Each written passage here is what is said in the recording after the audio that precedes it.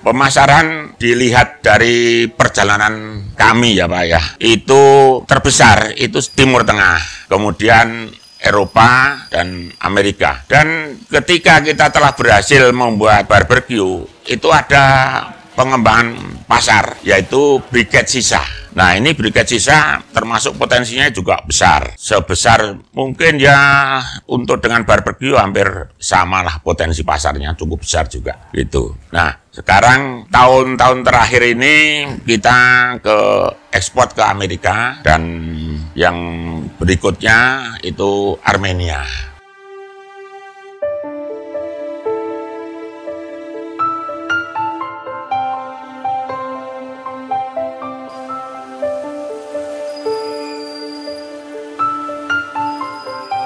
Perkenalkan, saya Aswandi, Komisaris Utama PT Berkarindo, Jalan Sindon, Selo Martani, Kecamatan Kalasan, Kabupaten Sleman, Daerah Istimewa Yogyakarta. Kami tahun 81 itu membangun usaha pengecoran logam atau foundry jenis grey cast iron. Nah, produksi itu menggunakan bahan baku sebagian besar ekspor, lalu pasarnya dalam negeri. Nah, ketika terjadi resesi di tahun 97, 98, 99, dan 2000 itu kan nilai dolar sangat tinggi sehingga usaha pengecoran logam sudah tidak mungkin dilanjutkan. Dari situlah kita mencari ide merubah jenis usahanya yang berbahan baku lokal tetapi pasarnya ekspor. Nah, dalam perjalanan itu kebetulan ada orang Turki yang datang untuk memesan produk charcoal briquette untuk barbecue itu. Belajarnya ya dengan sampel tersebut kita pelajari bagaimana bahan bakunya, bagaimana proses produksinya, dan juga spesifikasi yang dibutuhkan. Pertama kali produksi kita menggunakan teknologi yang ketika itu sekitar tahun 2010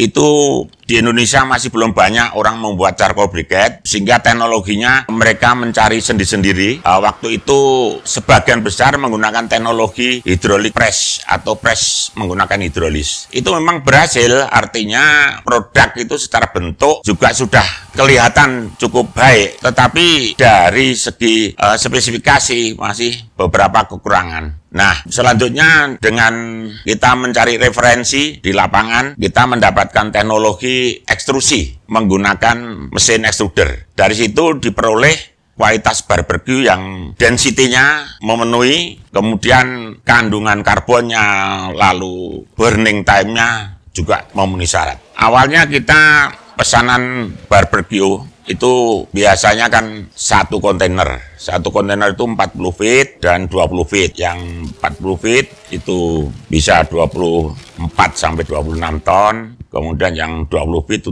18 ton. Dari perjalanan awal kita membuat produk itu tentu waktu itu belum bisa bagus. Kemudian kita ulang. Karena apa? Karena kita masih belum memiliki pengalaman bahan baku yang baik. Jadi bahan bakunya kan kita menggunakan areng tempurung kelapa. Nah, ternyata areng tempurung kelapa di lapangan itu sangat variatif tergantung proses karbonisasinya.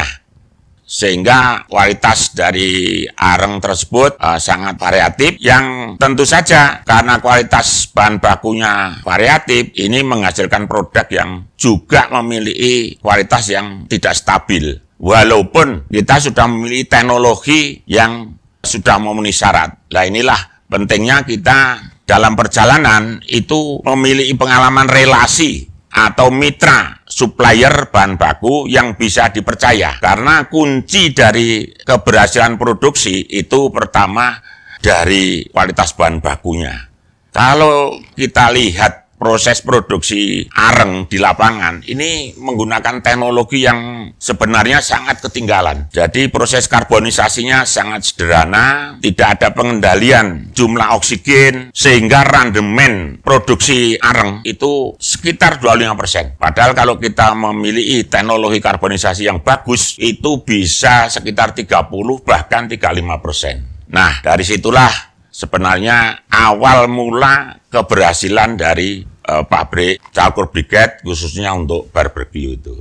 Pemasaran dilihat dari perjalanan kami ya Pak ya, itu terbesar itu Timur Tengah, kemudian Eropa, dan Amerika. Dan ketika kita telah berhasil membuat barbecue, itu ada pengembangan pasar, yaitu briket sisa.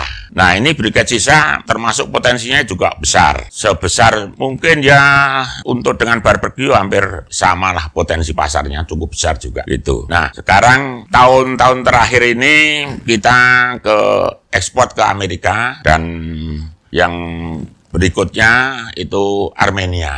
Briket yang diterima pasar ekspor itu pertama adalah kandungan karbonnya. Itu nanti mempengaruhi nilai kalori, nilai panasnya dari briket itu. Itu pertama. Kemudian kedua, itu kepadatan. Ketika kepadatannya itu kurang, biasanya kepadatan itu diuji dengan tes atau biasanya namanya drop test atau dijatuhkan pada ketinggian tertentu, itu 1 kali, 2 kali, atau 3 kali baru pecah dan seterusnya. Kemudian juga ada kriteria itu jumlah abu setelah briket tersebut dipakai. Nah, itu juga ada tertentu. Biasanya tidak boleh lebih dari 3% lah, gitu. Lalu ada juga warna abu. Mengapa warna abu mereka pakai sebagai spesifikasi atau persyaratan? Karena ketika abu itu warnanya putih, itu mengesankan bahwa briketnya itu bersih. Karena ada abu yang warnanya coklat. Nah, memang coklat itu berasal dari arang yang tercemar oleh kotoran, berasal dari tanah liat dan unsur-unsur yang membentuk warna coklat ketika briket itu dibakar. Permasalahan dalam proses produksi dan pemasaran dari briket, khususnya briket untuk barbecue maupun untuk briket sisa, itu ada 3 kelompok permasalahan. Pertama, itu bahan baku, kemudian proses produksi dan quality control atau kontrol kualitas, lalu yang ketiga marketing. Nah, dari 3 aspek inilah ketika kita awal-awal ini semua kita mengalami kendala atau permasalahan. Tadi kita sudah bicarakan tadi permasalahan di bahan baku, kemudian di proses produksi. Karena dalam proses produksi, ini teknologi yang kita pakai, ini beberapa kali mengalami kendala, sehingga harus kita perbaiki teknologinya itu. Dan alhamdulillah, beberapa tahun terakhir, teknologi itu sudah kita kuasai, sehingga permintaan kualitas yang biasanya itu grade-nya itu kualitas jenis medium, premium, sesuai yang diminta oleh buyer, itu kita bisa ikuti atau bisa kita laksanakan dengan cukup baik sekarang. Dan dengan teknologi itu kita juga sekarang kita memiliki fasilitas 1 line mesin produksi briket yang berkapasitas 75 ton per bulan atau setara dengan 4 kontainer 40 feet lah. Dari situlah kita sekarang berani menyanggupi pesanan barbecue jenis kualitas apapun maupun briket sisa kualitas yang dibutuhkan oleh buyer dari negara manapun, karena ternyata beberapa spesifikasi yang dibutuhkan oleh masing-masing negara itu berbeda-beda. Nah, ini kita sudah bisa melaksanakan semuanya itu. PT Berkarindo saat ini sudah bisa memiliki teknologi yang bisa melayani seluruh permintaan dari buyer, baik kualitas medium maupun premium, sehingga sudah saatnya akan mengembangkan kapasitas produksi. Yang sekarang dari 1 line akan kita kembangkan menjadi 2 line, 3 line, dan seterusnya. Yang masing-masing line ini keekonomiannya kalau yang kita jalani itu sekitar 4 kontainer per bulan. Sehingga kita akan kembangkan dari 4 kontainer menjadi 8, ke 12, dan seterusnya. Keberhasilan itu pertama, kita memiliki teknologi produksi yang mampu melayani semua jenis kualitas atau spek yang dibutuhkan buyer. Kemudian yang kedua itu kita memiliki proses produksi yang sudah mencapai keekonomian. Jadi 2 itulah sebetulnya yang kita bisa stabil lah gitu. Kita menginformasikan bahwa kita siap untuk membantu mitra-mitra atau rekan-rekan yang mau investasi atau mau mempelajari teknologi proses produksi briket. Kami siap membantu untuk mendapatkan pengetahuan dan keterampilan dalam produksi briketnya. Buat rekan-rekan yang calon wirausaha, kami bisa menyampaikan bahwa kita memiliki peluang yang sangat bagus ketika usaha kita berbahan baku lokal, kemudian pasarnya ekspor, atau berbahan baku lokal, pasarnya substitusi produk impor. Tetapi tentu itu tidak sederhana.